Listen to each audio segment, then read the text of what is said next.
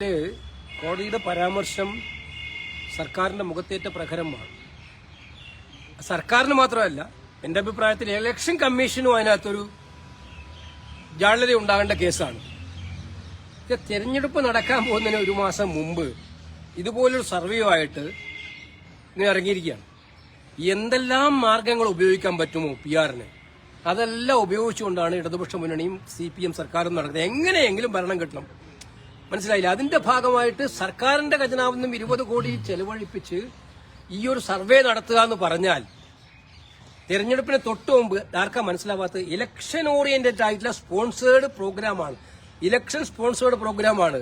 അവരെ ആരെയും വിടുന്നില്ല, നമ്മുടെ സീരിയലുകാരെ പോലും വിടുന്നില്ല. ഞങ്ങൾ മനസ്സിലാക്കിയപ്പോ മനസ്സിലായില്ലേ? അത് ഇലക്ഷൻ പ്രൊപ്പഗൻഡയാണ്. സീരിയൽ പോലും ഇപ്പം കാണാൻ പറ്റാത്ത സ്ഥിതിയാണ്. അതിൽ പാർട്ടി പ്രൊപ്പഗേറ്റ് ചെയ്യുക, ഗവൺമെന്റ് പാർട്ടിയിലെ പ്രൊപ്പഗേറ്റ് ചെയ്തുകൊണ്ടിരിക്കുകയാണ്. അപ്പൊ അതുകൊണ്ട് അതിന്റെ ഭാഗമായിട്ട് സുപ്രീം കോടതിയുടെ വിധി എന്ന് ഹൈക്കോടതിയുടെ വിധി എന്ന് പറയുന്നത് വളരെ കൃത്യമാണ്.